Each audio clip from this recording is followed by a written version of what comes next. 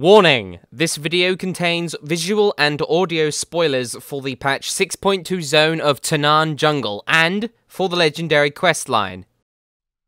The Tanaan Jungle was last visited by players during the action-packed introduction to Warlords of Draenor. Now it is a fully realised zone, designed to provide players with content between its release and, theoretically, the release of Blizzard's next expansion. This video will take you on a tour through 6.2's biggest piece of content, showing off a few cool things that I have found. This naturally won't cover everything, but it should give you a taste of what to expect. Additionally, since this is public test realm footage, remember that everything you're about to see is unfinished.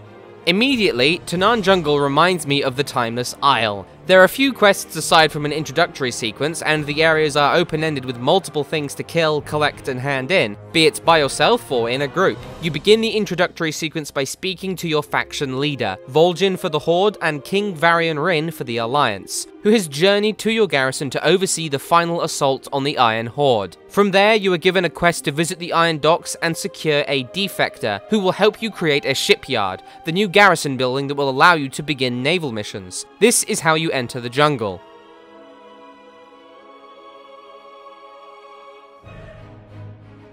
With Gul'dan having corrupted a large amount of the Iron Horde, there are a lot of demons and demonic themes throughout the jungle.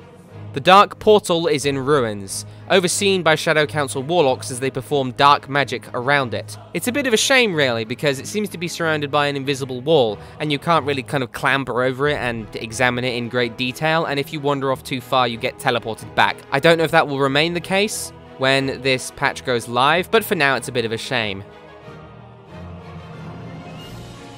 Bleeding Hollow Orcs scavenge whatever is left of the buildings you destroyed during the Draenor introductory quest chain, and it is unclear if they are allied with the Shadow Council or if they are just on their own. From there, you charge up the Path of Glory, avoiding cannon barrages.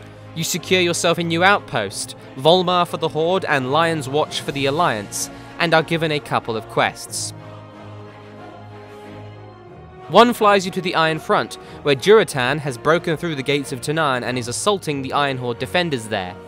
He sends you on a quest to speak to scouts throughout the zone, encouraging you to explore and find the secrets of the jungle yourself. Near the Iron Front is Szeth Gol, a bleeding hollow fortress where the clan performs ancient blood magic, similar to the magic that corrupted Ariok during the Draenor introductory quest chain. There are several rares hanging around, each of which drops item level 650 gear, Apexis crystals, and garrison resources. Interestingly enough, near Szeth Gol is a strange cave that I found, which winds downwards to a ritual chamber, the area, I think, where Kilrog Deadeye pulled out his own eye to see a vision of his death.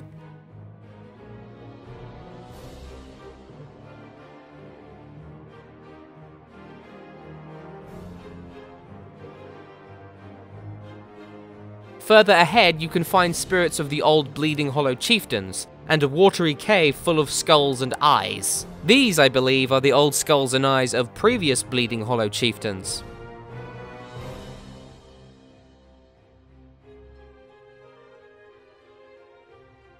Northward are the ruins of Krenak and Aktar's Post. Here the Arakoa are feuding. Followers of the dread god Seath have seemingly allied with Gul'dan's Shadow Council, and fell orcs can be found among their numbers, alongside corrupted Apexis Guardians and Arakoa channeling fell energies.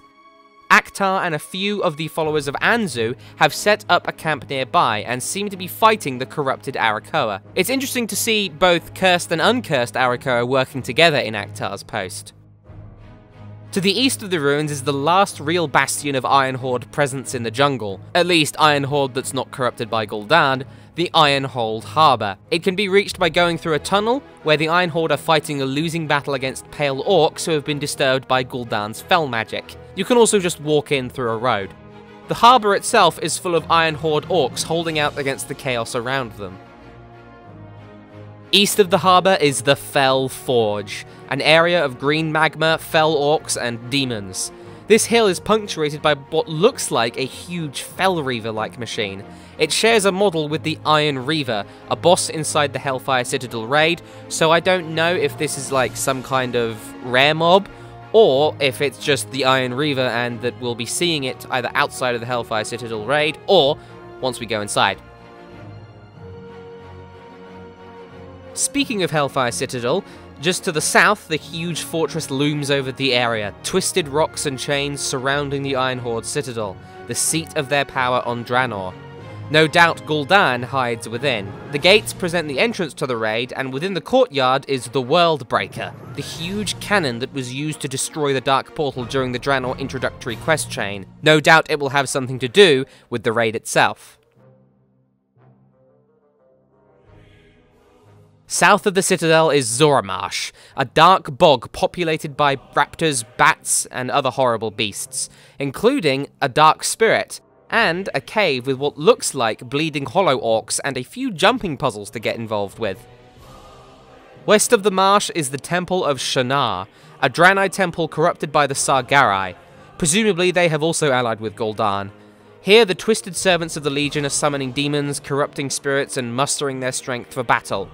One rare mob here protects a small fell pup that you can collect and add to your pet collection, which was pretty cool. Far to the east of the temple, past the Zoramash, is Fang'rila, funnily enough, where the Saberon have set up shop. There, elite Saberon named the Black Fang clan can be killed, and their fangs handed in to a troll who will give you the means with which to summon mini-bosses to fight. These guys remind me of the Yorngol in the Timeless Isle because they're elite, but they can be soloed with a decent amount of gear. I didn't really have too much trouble getting in there and soloing things, but I am in pretty decent gear. North of Fang'rila, Lion's Watch and Volmar, is the terrible throne of Kil'jaeden. This is the area featured in the cinematic, where Grommash slew the Pit Lord Manaroth and captured Gul'dan. Now the area is a twisted, fel-infused nightmare, with demons swarming the place. They are all elites, and they are very, very dangerous.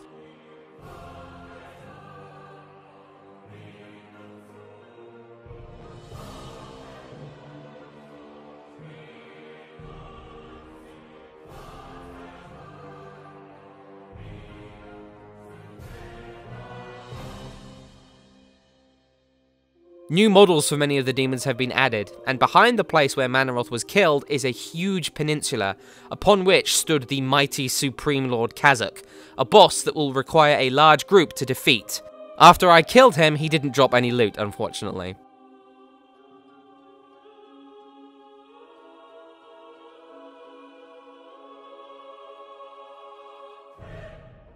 Throughout the jungle are hidden secrets. Lootable chests include treasures of unknown origin which don't actually seem to be implemented yet. Maybe there'll be some kind of currency, like the Timeless Coins. You can also get Apexis crystals, which now, thankfully, have no cap. You can also get garrison resources. There seemed like there were a lot of things to loot, so a new level 100 would definitely want to spend plenty of time in Tanaan Jungle, as the gear drop from rares there is item level 650, and it would provide a great catch-up mechanic. Now, it seems like the rare elites, rather than just the rares, don't seem to have any kind of gear drops right now on the PTR, and a lot of the PTR drops from the normal rares, so the non-rare elites, just are placeholders. So, it seems like maybe the rare elites will either drop higher item level gear, or maybe they'll drop something else, but I'm not sure yet. Regardless, when you finally do enter this twisted jungle, make sure you explore every nook and cranny for the little details, because this place is littered with them, and it isn't even finished yet. Naturally, I haven't covered everything. Indeed, there is a mysterious group of shaman protecting some kind of cave called the Vault, and the nature of this mystery is unknown, at least for now. There's just lots I haven't caught, but hopefully this video has given you a decent overview of what to expect in your journey into the Tanaan Jungle. If you have any suggestions for PTR videos, let me know in the comments. Thank you very much for watching, and I wish you the best of luck in the world of Warcraft.